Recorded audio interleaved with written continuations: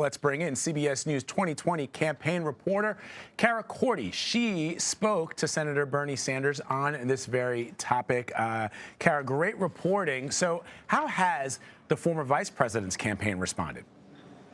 Well, Vlad, we saw Vice President Biden's campaign tweet a response to that CBS story late yesterday evening. He thanked Senator Sanders for correcting his surrogates op-ed, and he said that what we need to focus on as Democrats is defeating President Trump, keeping him to one-term presidency. It's notable, Vlad, that we're seeing Senator Sanders apologize here. Senator Sanders is as we heard him in his New York Times editorial board interview, he's not known for backslapping or being super jovial with anyone. So the fact that he took the time to directly apologize for Joe Biden, said that he did not agree at all with this characterization, is an interesting step for him.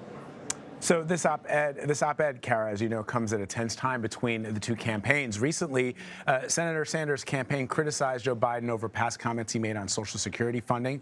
Tell us more about what's at issue between the two candidates on this topic. Well, this has been a long-running attempt by Sanders' followers and surrogates and staff to kind of dust up Biden's Senate record and past record as vice president on Social Security. And finally, when Biden was asked about it by a voter a week ago in Iowa, this whole thing kind of set off.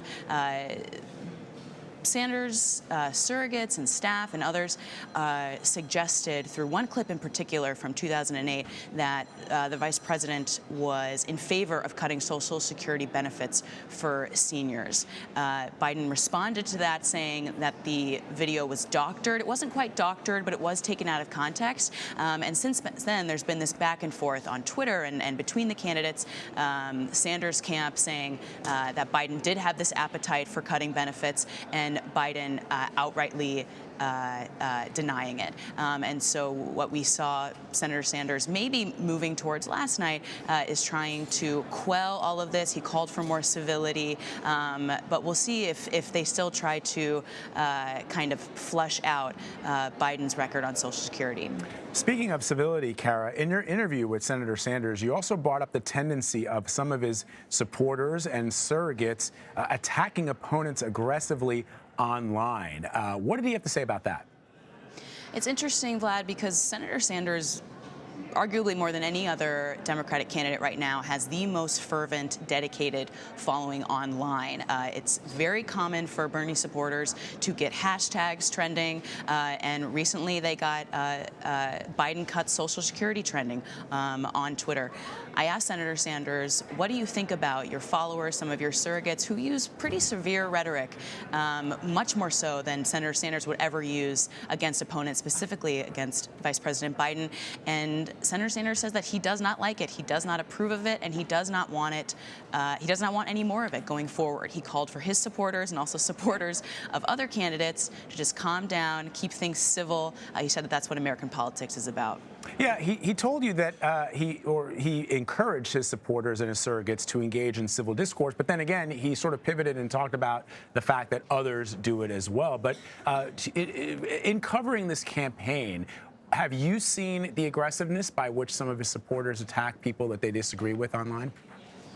It's tough, Vlad, because you have to separate, well, you can choose to separate the senator from his supporters. The senator, when he's on the stump, when he's on stage traveling across the country, he will say every time, Joe Biden is my friend, Elizabeth Warren is my friend, most of these Democrats are friends of mine. And he'll say, you won't hear me say a bad word about them, which really is true. He usually keeps it to the record. He does not really kind of get involved with these personal spats. When you look online, just as the great American culture sometimes tends to do on Twitter, things get a little more heated. I don't know that Bernie Sanders sits with his iPhone and scrolls through Twitter and sees what's actually going on. But he said last night definitively a call to action to his supporters to basically knock it off. All right, and let me ask you about this. Of course, this is all happening as Senator Sanders has to step away from the campaign trail to focus on being part of the impeachment trial, which is starting today, as you know. So what is the Sanders campaign doing to make sure that Senator Sanders keeps his presence in Iowa ahead of the February 3rd caucuses? It's tough, Vlad. All of the senators who are running right now are dealing with this. And actually, just a few minutes ago, the Sanders campaign canceled a northern Iowa rally he was supposed to be holding tomorrow night. They were hoping to hop on a plane, get over to Iowa, take part in this rally and come back to D.C.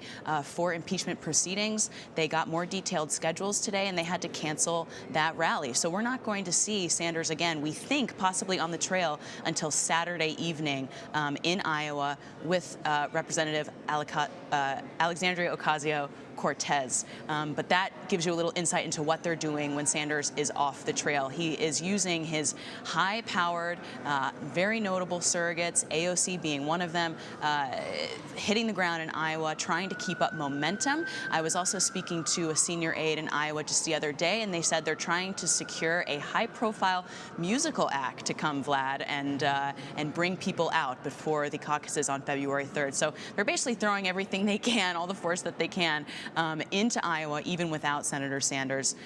They want to get a victory there, and so they're doing anything it takes, really. All right, Cara Korte for us on Capitol Hill. Cara, always great to have you. Great reporting. Thank you. Thank you, Vlad.